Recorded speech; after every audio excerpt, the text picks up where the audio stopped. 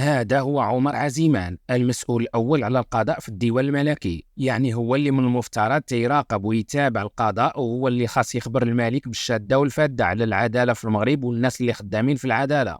عزيمان تزاد في 1947 في تطوان، قرا في كلية الحقوق في الرباط وفي نيس وفي باريس، وفي 1992 تعين أستاذ في كلية الحقوق د الرباط. وسبق ليه دار محامي ومستشار عند بزاف ديال المنظمات الحكومية وغير الحكومية محليا ودوليا.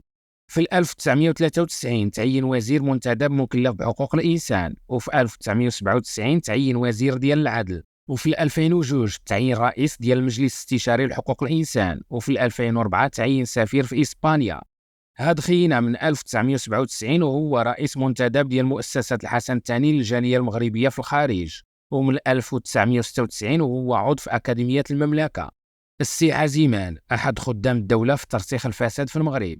في 2011 تعين